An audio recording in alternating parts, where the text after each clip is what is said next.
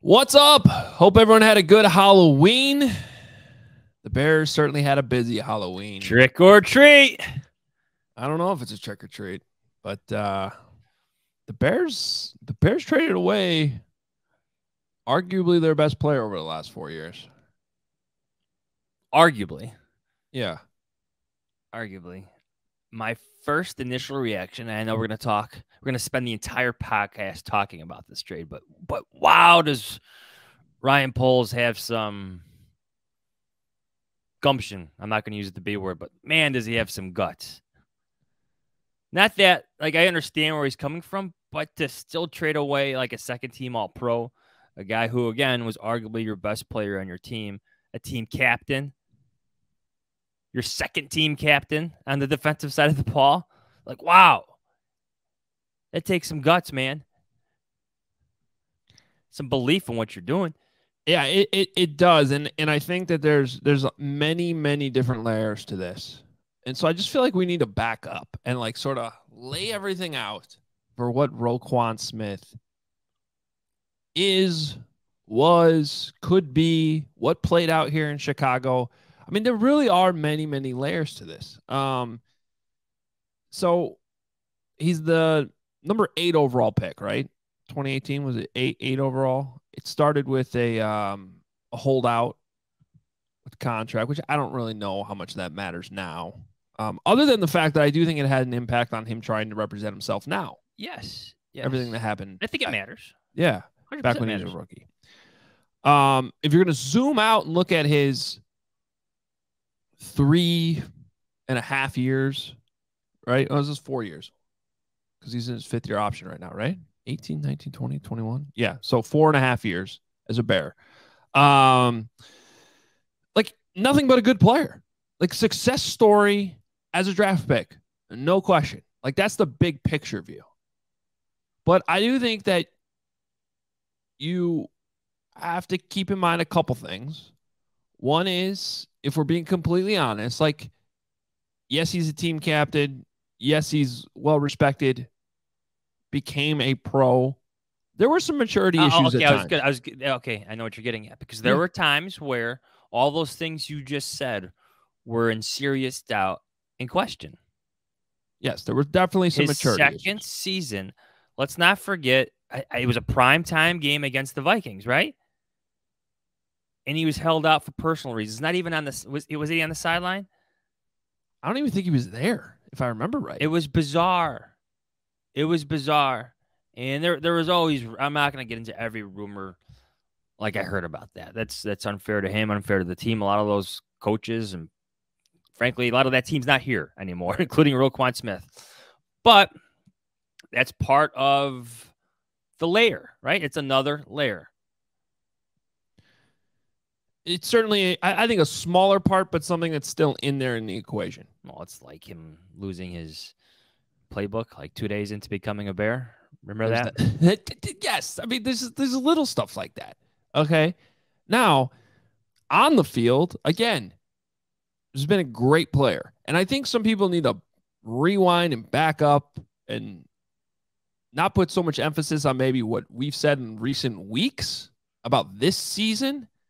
And because we've gotten some tweets this morning, I feel like some people have forgotten that. I don't think anybody was more of a president of the Roquan Smith is underrated and doesn't get enough respect club than this podcast. It's a long name for a club, but okay. Yeah, I started it last year.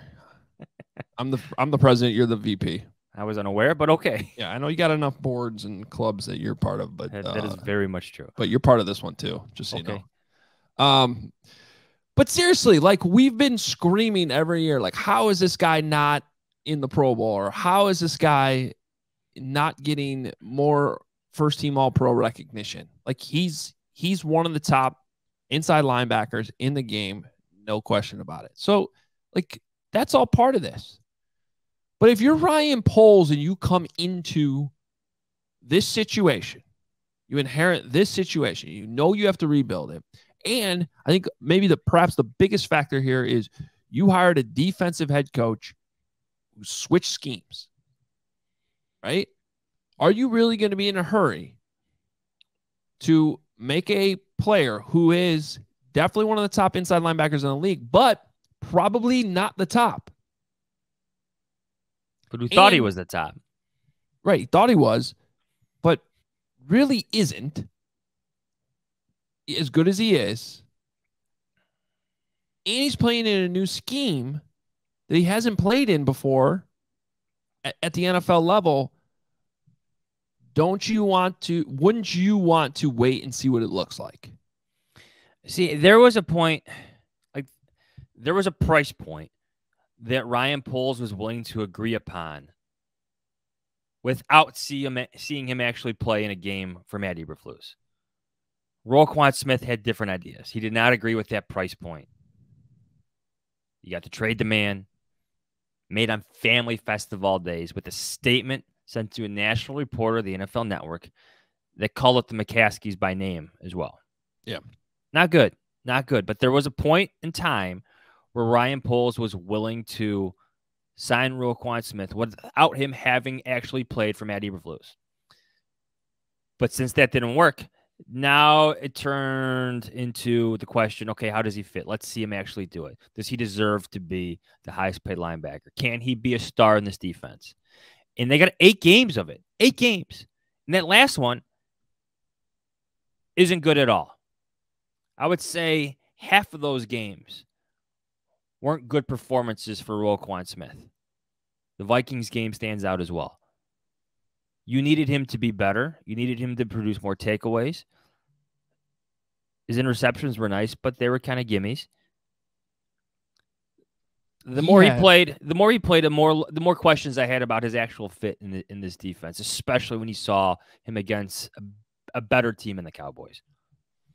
He had one incredible game against the Texans. He had another pretty solid game. He played well last week against the Patriots, no question. He was, at the time, because I went back and looked at all the games I graded for Roquan Smith, his worst game as a pro against the Green Bay Packers in week 2. Did I say Vikings? I think I meant Packers. Jahns, the game against the Cowboys was worse than the Packers. I just got done grading this. Right before we started doing this podcast, I finished and put this all in. So you're talking about, I understand when you look at the stats for this year, they look pretty good. The tackles for loss, couple sacks, interceptions. But what all those positive stats don't show are him whiffing in the backfield on a 54-yard touchdown run on Sunday. Or him whiffing. I said a couple of those. Yeah, I think it was the other one, a 7-yard touchdown. He whiffed. Just be honest. He whiffed on 2 tackles on Sunday against the Cowboys that were touchdowns. Yes. What grade did you have for him against the Vikings? Do you have your grades up? I feel like that was another bad game for him because Dalvin Cook, he went off. I got the stats right here, actually. 18 for 94 and 2 touchdowns. I had him down barely in the positive in that game. Okay. So for that game, he graded out as a fringe starter. Okay. But again, I want to zoom out. We're not trying to kill him for 2 awful games, but it's part of the context. If you're Ryan Poles and he doesn't want to take the money that you've offered, now this evaluation starts. Now this is, what do you look like in this scheme? And you have your 2 worst games as a pro in it, 2 out of the 8 you play this year. The bottom line is this is exactly why when people roll their eyes, I'm sure they do sometimes at my grades, but this is why it is structured the way it is, which, by the way, comes from NFL scouts. There's a difference between being a starter and a long-term starter. Long-term starter is you pay them.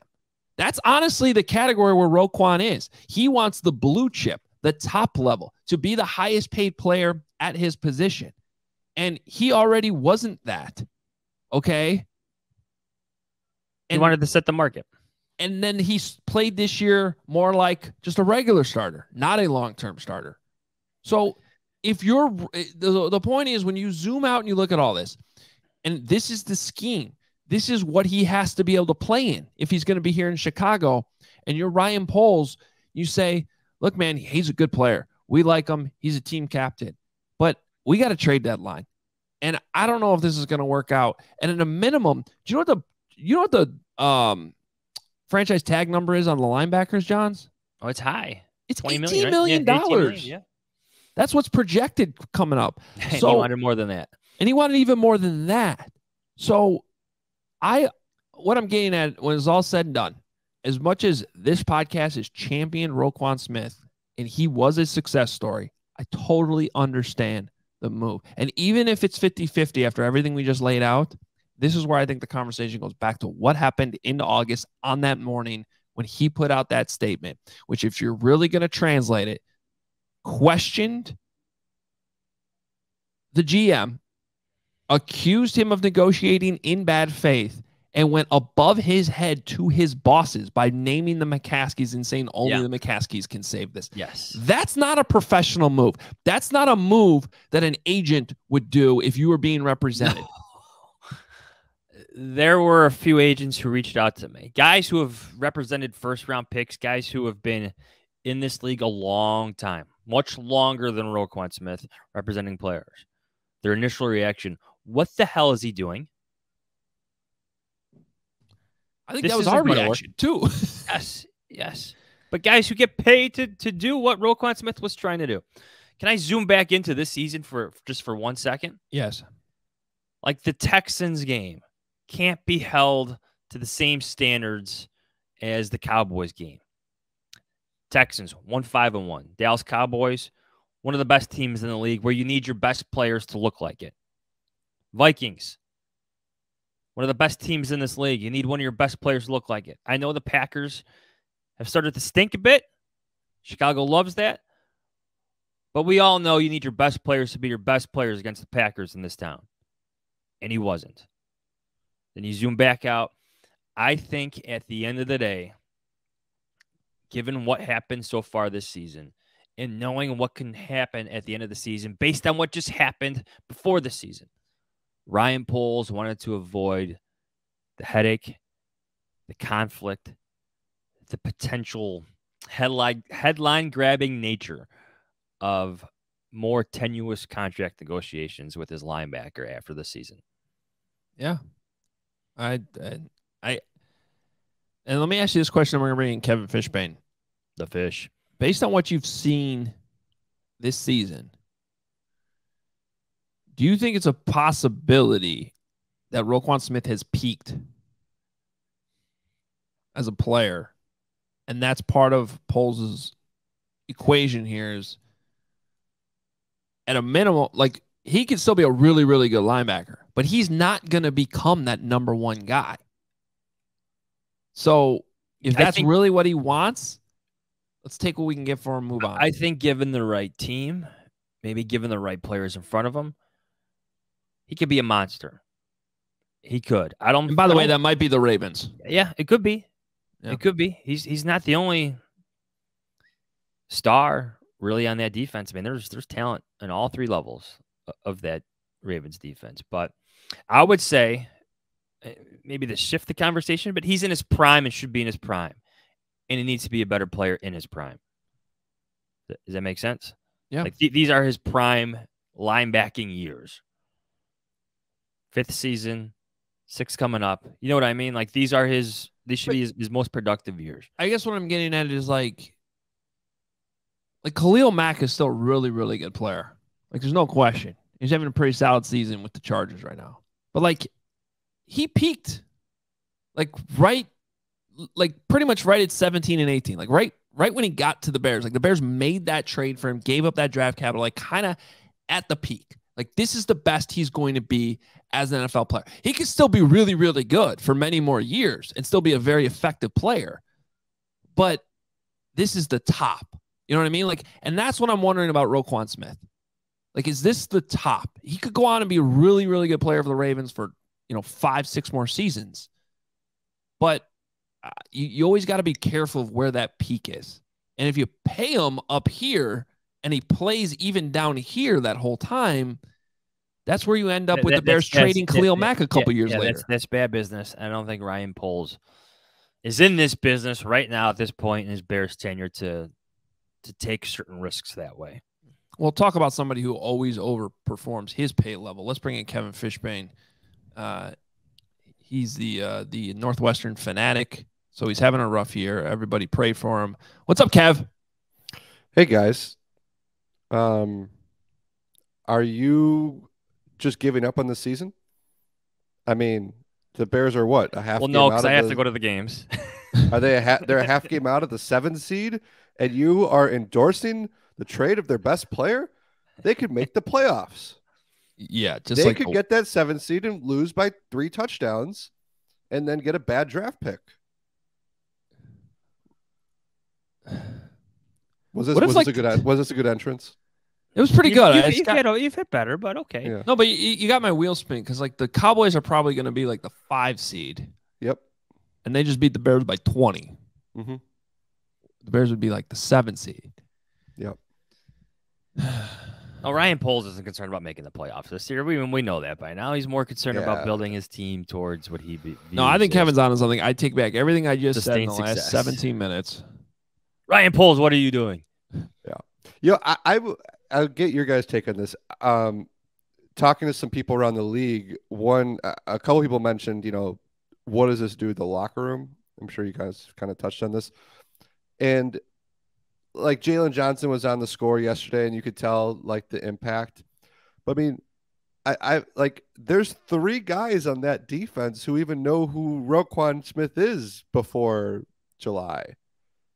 Like I again, not to downplay what it means to lose your leader, but Jaquan Brisker and Kyler Gordon and Justin Jones and Nicholas Morrow and Al-Qadim Muhammad and Jack Sand, like none of these guys had even met Roquan Smith until this season. It's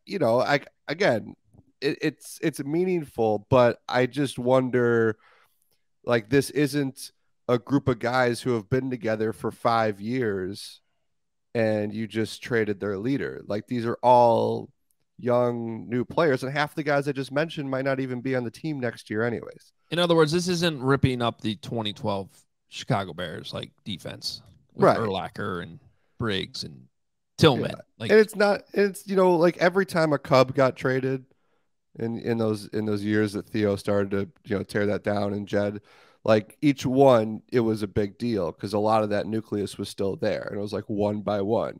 Well, Ryan Poles got rid of most of the nucleus already. Like, there were only a few guys left. Also, the nucleus was bad. Yeah. They didn't win a World Series like the Cubs did. Yeah, it's true. Well, I think to your point, Kevin, it depends who that person is in the locker room. Eddie Jackson's going to view this vastly different than Jaquan Brisker, and they play next to each other. Like Dave Montgomery's going to see this differently than Khalil Herbert, and they share the same backfield. Yeah, it's different guys in different points of their careers. Yeah, and as I said, it's definitely going to impact some guys. But I think like if you're going like big picture from like a macro standpoint, like that's not like my overall concern. I do think individual guys, I'm curious how it impacts them, because if they're going to lose by 20 to the Cowboys, and part of the reason is because they were phased by the Robert Quinn trade, well, what are they going to do when they play Tyreek Hill and Jalen Waddle on Sunday after Roquan Smith got traded? But like, did Roquan Smith miss those touchdown tackles because Robert Quinn wasn't there? Yes. Like, it's just hard for me to buy that, Like, Pollard was hitting the gap, and Roquan Smith was like, "Here's my chance." Robert Quinn's gone. Yeah, but that's a good point. Like, eventually, you got to be what the tape is your resume.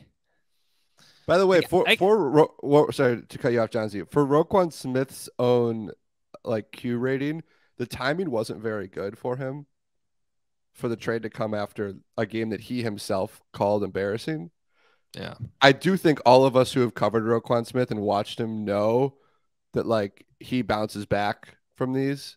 I think if you go through like when he's had a bad game, he had one earlier. So you guys we're talking about the Packers game, and then he bounced back. So like, for everyone who's like, well, look what he did. Look at what he did in that Cowboys game. Let's remember that he would probably be fine the next week. That was not Roquan Smith. Also, like, I think there's there's something to be said about the scheme. And if you're the Ravens, I think you can look at his positive production this year and be like, let's get him back on a defense that's more similar to what he's been playing in before, with more talent around him. And he's going to be like, and this is still going to be a trade that works out for us by giving up a second and fifth round pick. Like, I get it from their standpoint. And Kev, to your point, I don't know if that's the case right now anymore. Like, he did that a lot when he had like Akeem Hicks in front of him. I don't know if he's got the help needed to bounce back enough, especially if he's facing a superior opponent in the Dolphins. Like, if he's playing the Texans again, sure, go ruin their offensive strategy. Go be a world beater. But if they're facing like a true AFC playoff team and like the Dolphins, I could see more problems for Roquan Smith coming about. It's just not the same defense. Let me ask you guys this. So we've had a couple games this year where it's been very evident the other team is not throwing at Jalen Johnson, right? Like, we saw it in Green Bay. We saw it this past Sunday. Like, the teams are understandably, strategically not throwing in his direction. So, like, you would imagine that's a topic of conversation in those teams' meeting rooms leading into the game. How much is Roquan Smith in that in a similar conversation? I mean, we've heard offensive coaches and offensive players. I mean, Aaron Rodgers lauds Roquan Smith again. Like, he's obviously a very good player, somebody you got to kind of know what he's capable of. But our team's opponents' game planning around him, the way they've kind of game planned around Jalen Johnson, the way that they would game plan around a great defensive end if the Bears had one, like a Micah Parsons, Khalil Mack, like 2018. Is Roquan Smith at that level? I mean, shoot, I think you could argue teams are probably game playing around Robert Quinn with chips. Well, he got double teamed a bunch this year, more so than last year. Absolutely, they did. Yeah, to your point, like I feel like one thing Roquan has struggled with this year that's been an adjustment for him is just having way more offensive linemen downfield, on him so quickly. Whereas and part of that scheme, someone that's talent in front of him, but going from the two gapping that used to be there ahead of time, or before this year, there was just less of that. And how many times have we seen, like, I mean, I've seen it all over the tape where Roquan's just sort of almost like caught off guard that there's a lineman on him right away, and he's just off balance and he gets pushed back 5. Even like there's a lot of plays where he makes the tackle. This is where I want to get back to the tackles. And I don't not have the time to chart this. So maybe there's a Pro Football Focus world out there or some. Well, they're not very keen on Roquan Smith this year either. I know. Although I did see somebody from Pro Football Focus yesterday be like, "How could you trade this guy?" Like, I don't know, it just kind of made me laugh because I'm like, "You guys hate him. What are you talking about?" Yes. What I'm getting at is how I'd love to see like a chart of where his tackles actually occurred on the field, because I feel like he has racked up a lot of tackles 7-8 yards down the field. We did look this up yesterday, just how many tackles for no gain he has. And among linebackers, I think he was top 10. But that's a very specific, like, just because he has a lot of tackles for no gain, which is good, but he probably has a lot of tackles that are past that 5-yard range. And by the way, a lot of that's on the D line for not getting penetration. I'm admitting 100%. It's not a good D line. Yeah. But there's been a lot of plays, whether it's Carson Wentz, that's a unique, lasting image of Roquan Smith this season, is it not? Just getting flattened by Carson Wentz. Yes. Ugh. Yes. Oof. So I'm like, we were all like visualizing it right there.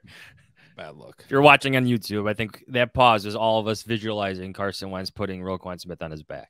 And imagine what Taylor Heineke would have done. Oof. What would he have done?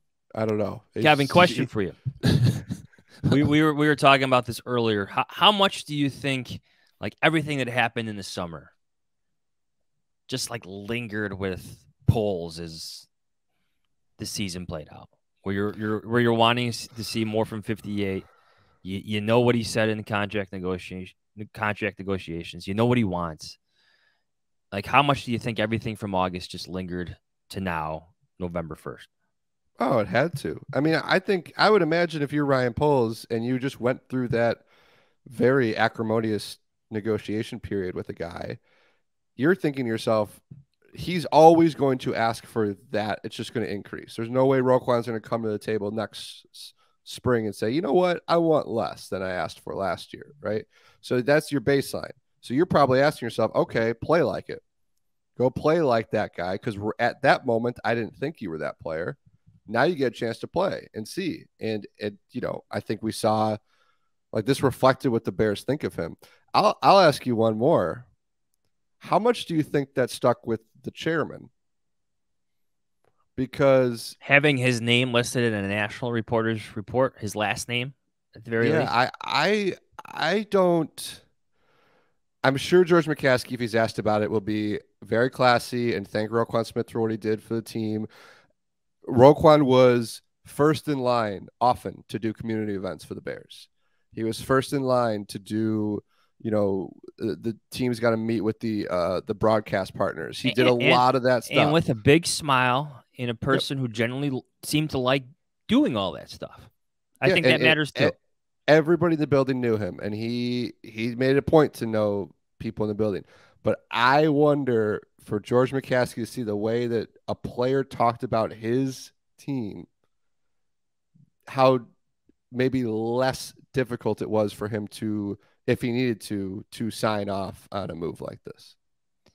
I haven't had a chance to talk to the McCaskey family, and maybe they can salvage this. But as of right now, I don't see a path back to the organization I truly love. That was from his quote or his statement. See, Roquan Smith was a great player for us, and we thank him for what he did for this team. But I believe in Ryan and his vision, and I trust Ryan, and we move forward. I think we haven't won enough under the leadership of George McCaskey, and that's what we're working on. Where's our friend Patrick Finley?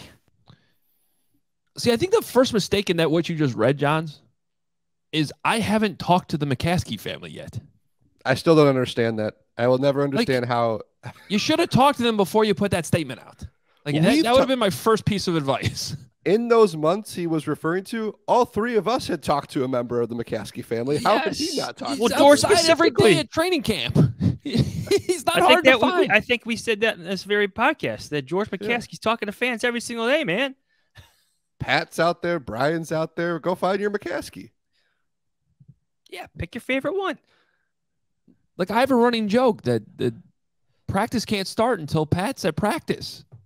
Yes. Then he gets there and then practice could start. Always there. It's too bad because like we said off the top of this podcast, there's no question Roquan Smith was a success story as a draft pick, a first-round pick, and the Bears don't have many of these. So it sucks when you have to trade one of them away. But it's just not black and white. It's very complicated. It also, by the way, is probably another good reminder of why you shouldn't draft an inside linebacker so high. Because if you have a top 10 pick who did nothing but play well for you, but you still feel the need to trade him, and you can only get a second and a fifth back for him. Like the value is just not there. It's something to like. I feel like we're talking about a guy who's a 2-time second team All-Pro, right? We're not like, but we're also just being very realistic about what he asked for and what the team, what the state of the team is right now. And I do want, like, I believe that when Ryan Poles got here, that he said it. They made Roquan Smith an offer. Like they were committed to keeping this guy. It's not like they didn't try. Obviously, they didn't try to a level that Roquan consider Smith wanted. the importance of the positions. It's 3 technique, and then you need that weak side linebacker, right? That Lance Briggs like linebacker in this scheme. Then you got nickel and safety, but that's an important point, Jahns. Did they decide that he's not? Yes, 100% they did. Yeah, like he's not that guy. Yes, they totally did. But that's where it goes back to the scheme that I'm talking about. Like that's part of this evaluation. He's not worth what the Colts. He's not the Shaq Leonard. Yeah, but even like if there were enough glimpses of it, then you kind of talk yourself into, okay, let's see if we can make this work with him after the year. Again, all those things we talked about, the headache, the conflict, the potential conflict in negotiations that can happen again after what you just experienced in the summer. Like, you talk yourself into, you prepare yourself for dealing with that if he's playing well. I don't know, Kev. Was he playing well in your opinion? He wasn't playing $100 million contract well.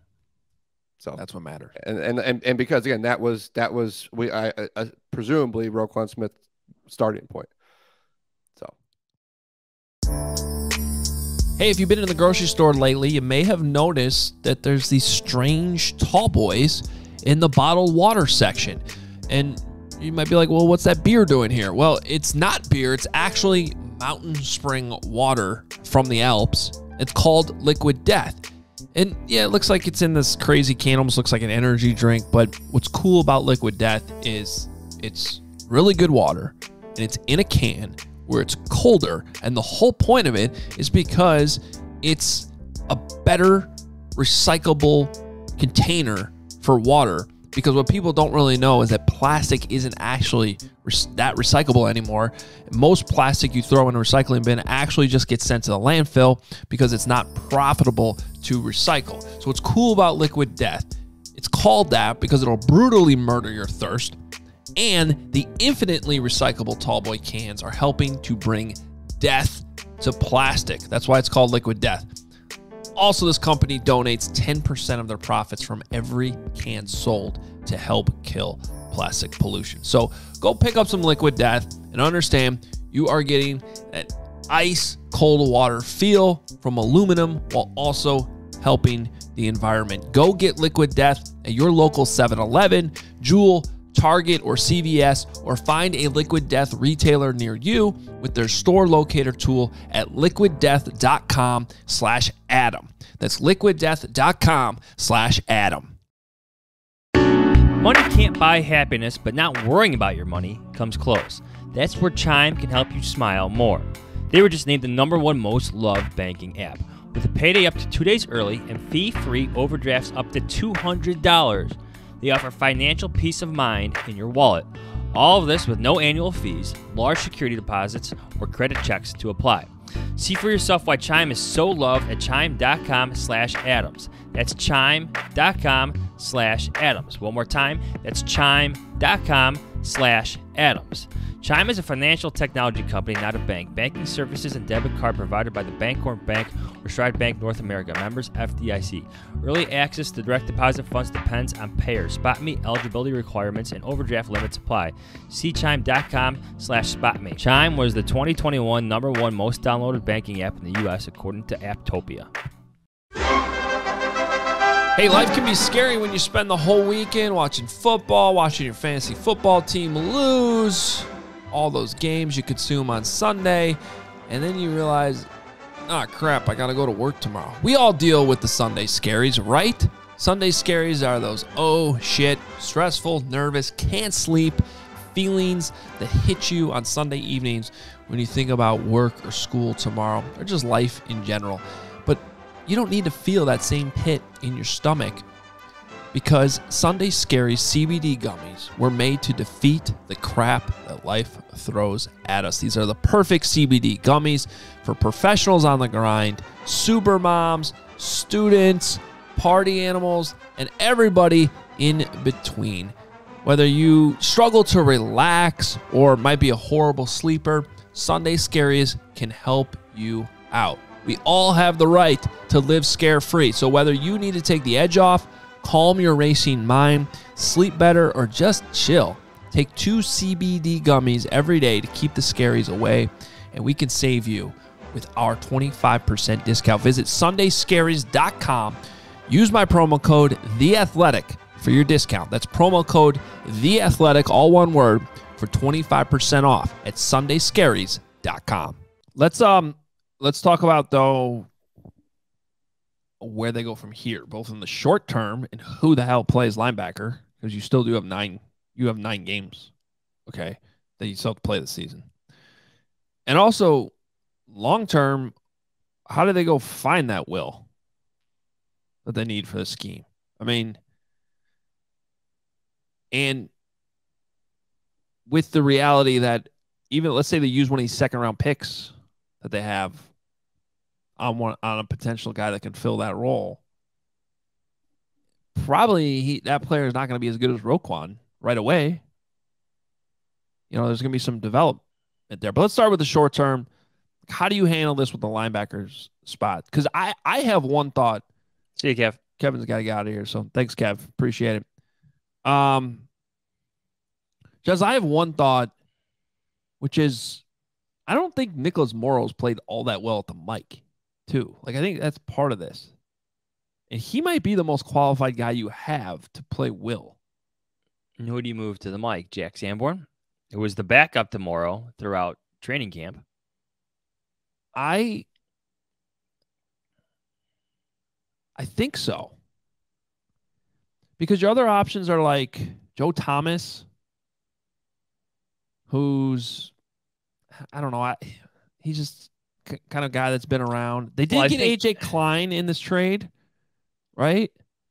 But personally, if you're going down this road of rebuilding, I think they do like Jack Sanborn. And Sanborn, one of the strengths about Sanborn coming up is he played all over the Wisconsin defense.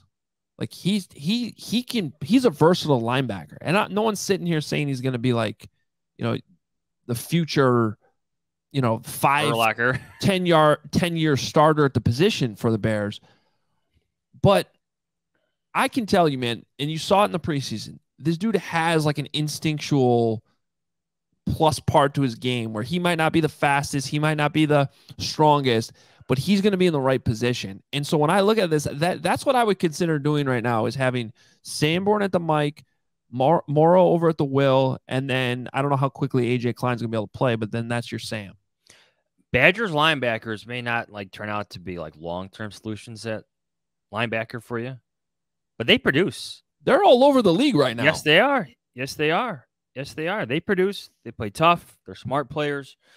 I would do it if I'm the Bears, if I'm Alan Williams, if I'm Matt Eberflus, just because for things you just said briefly not too long ago. You're rebuilding.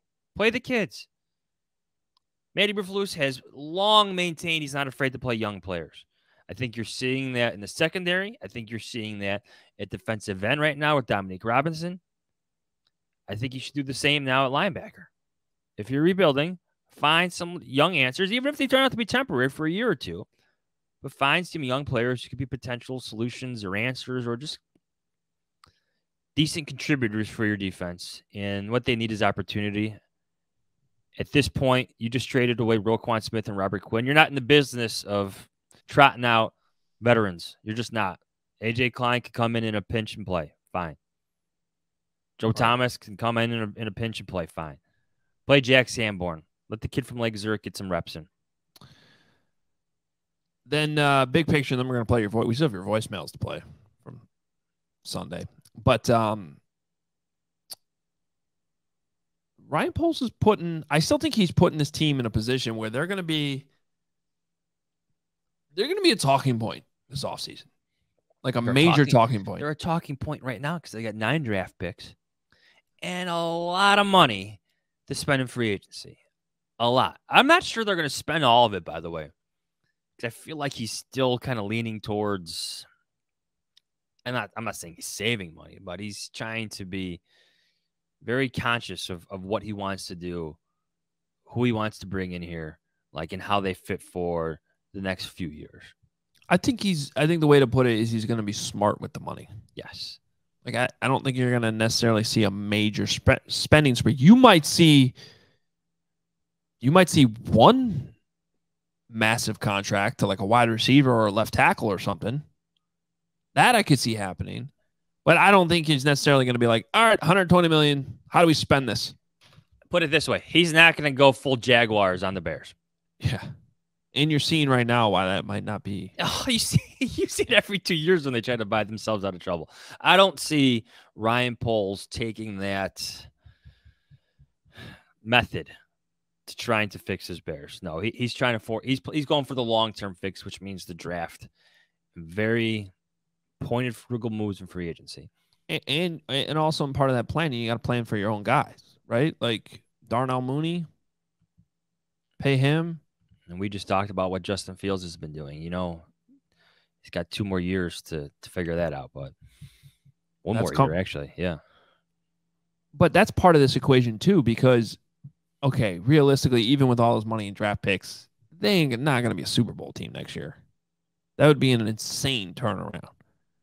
Like, there's still going to be a young football team next year that maybe starts to come into their own with some new guys. But that would be a stretch, right? So now if you're saying 2024 is the year where they're like, you know, really going for it, well, that's year 4 for Fields, right? Yes.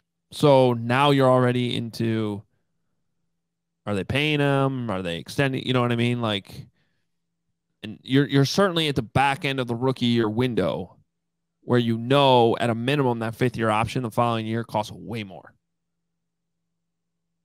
So true. That's all part of it. I just want to say, too, again, like I said off the top,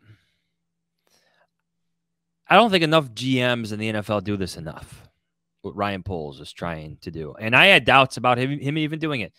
I said like 4 days ago that it made more sense to potentially play hardball with Roquan Smith again. Right? You got the franchise tag. You can play hardball with him again. It's hard to find 3-down linebackers, like we just mentioned. Like, where do you find the answer? 2nd round, free agency? Yeah. It may take 2 or 3 shots at it to get it right. You have one.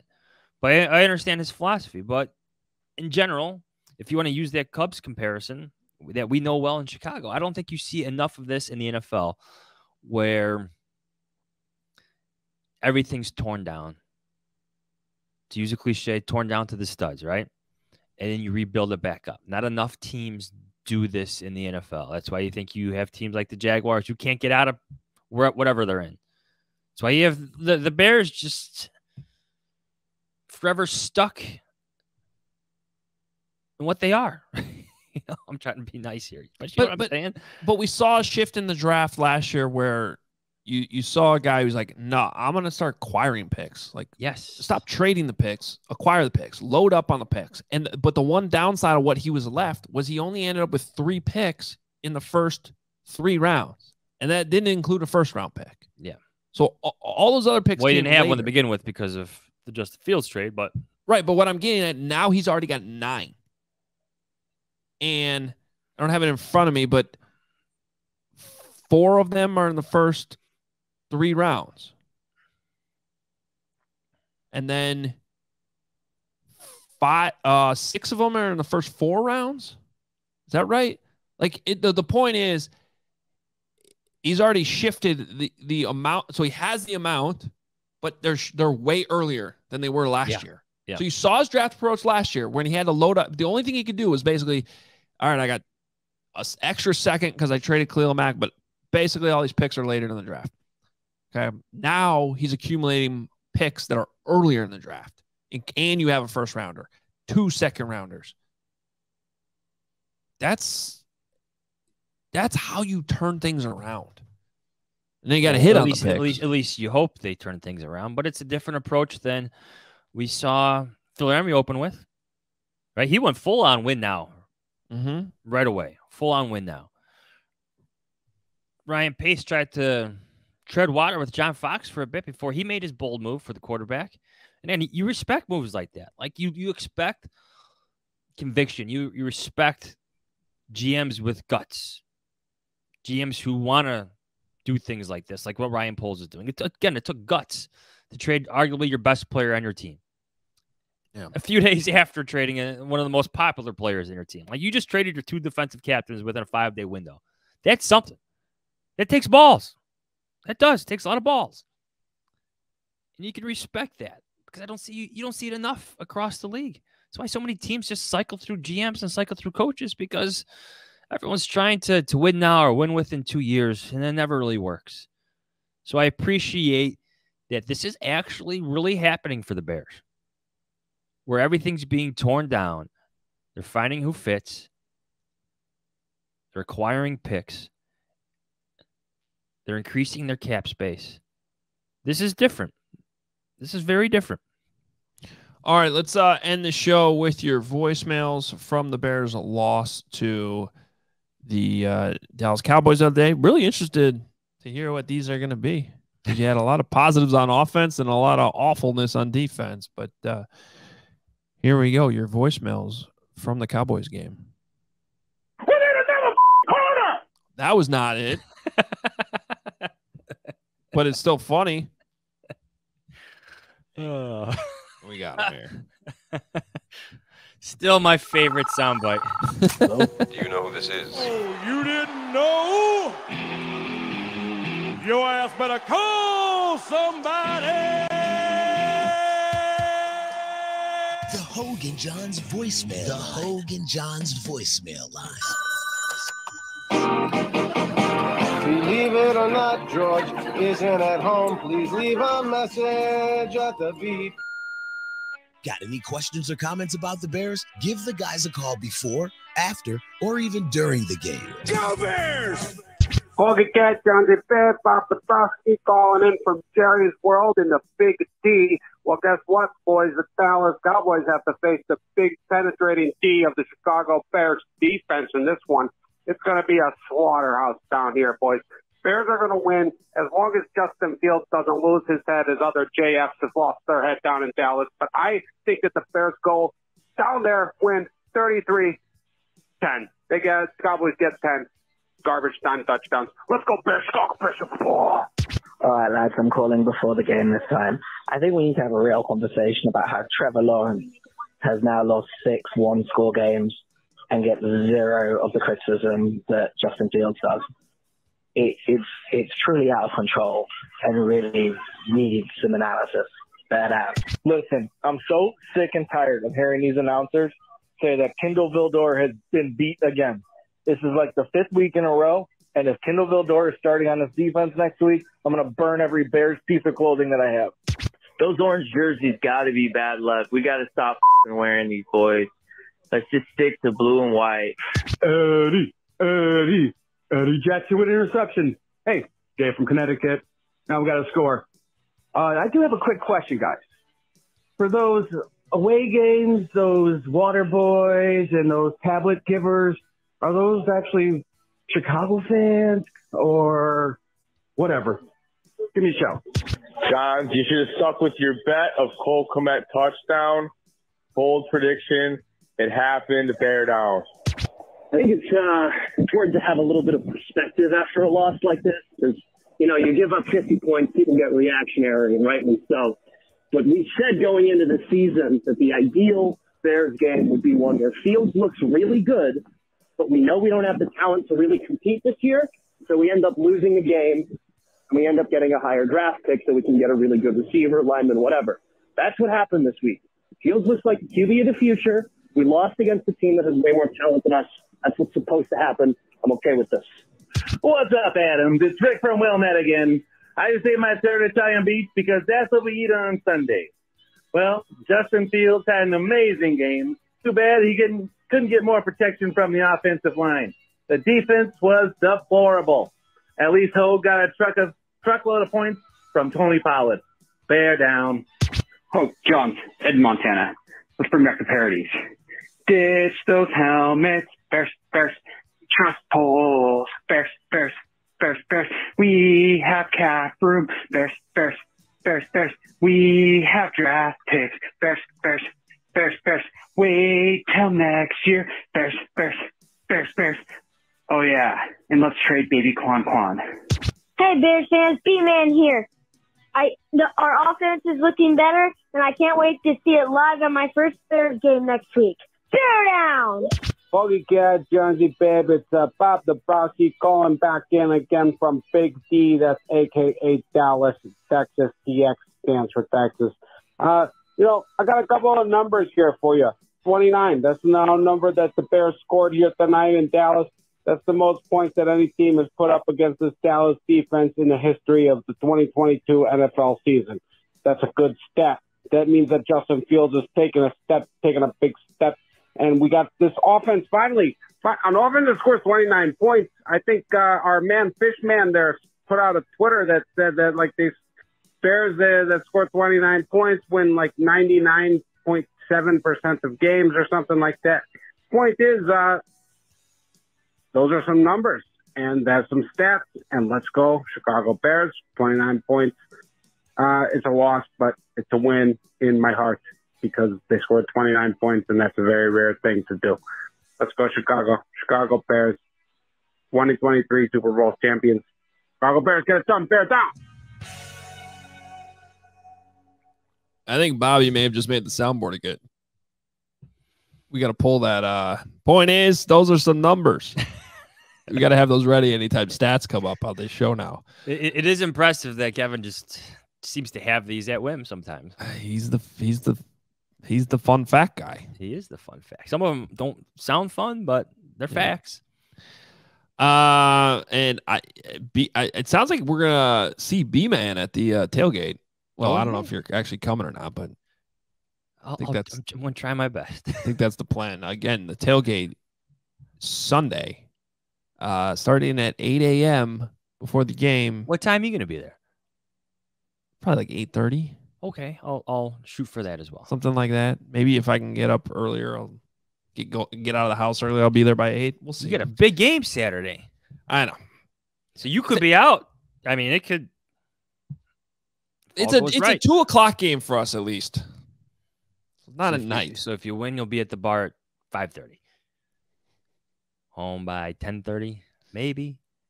I was home by 9 this time or last week. So okay, responsible. Yeah. Well, it is weird. Like when you play Saturday, you forget it's Saturday. It feels like Friday. And I remember it was like 9 o'clock, and I'm like, oh crap, I got to go to work tomorrow.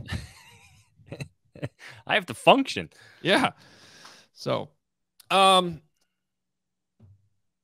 forget what else I was going to say, but appreciate the voicemails. Good stuff. There was even a trade Roquan thing in there, and it happened. So there you go. Foresight.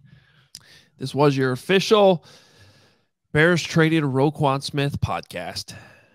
It's a big move. It's going to be something we talk about for a long time. And it's really probably the first thing Ryan Poles has done that will be truly, truly judged. Scrutinizing everything he does. Yeah. But you know what, though? There's to that argument, there's going to be like 4 years to do it. And he's got time to find solutions. Roquan Smith was a good player. For a player who had questions about his holdout coming in to that weird second year, became a team captain, beloved and respected in the locker room, 2 second-team All-Pros. He was a good player, good draft pick. I know what you're saying about linebackers in the top 10, but he was a good pick, a successful first-rounder. But his contract negotiations and what Ryan Poles wants to do in the future, that was it for him. Bears turn the page. And can we just, again, another reminder. He requested a trade. I feel like people forget that. He asked to be traded. He did. That happened. Part of what happened. Season. Yeah. All right, we're out of here. Make sure you follow us on Twitter at Adam Hoge, at Adam Jahns. And let's see, obviousshirts.com, where all the merch is. John's got an Obvious Shirts hoodie on today. The JD one. Nice. And yeah, subscribe on YouTube if you're not already on there. We got the Hoge Jahns YouTube channel. You can watch every single podcast we do. Hit the like button, subscribe. Make sure you hit the notifications so you know when we go live on game days. And for everybody who still listens the old-fashioned way to the podcast, we appreciate you. The OGs, please rate and review the pod. Thank you very much. A lot of you. There are. And we will be back Thursday because there's still another game this week to preview. Maybe there's more moves to talk about. We'll find out. And either way, we'll be there Thursday for you with our Bears-Dolphins preview. Talk to you then. See ya.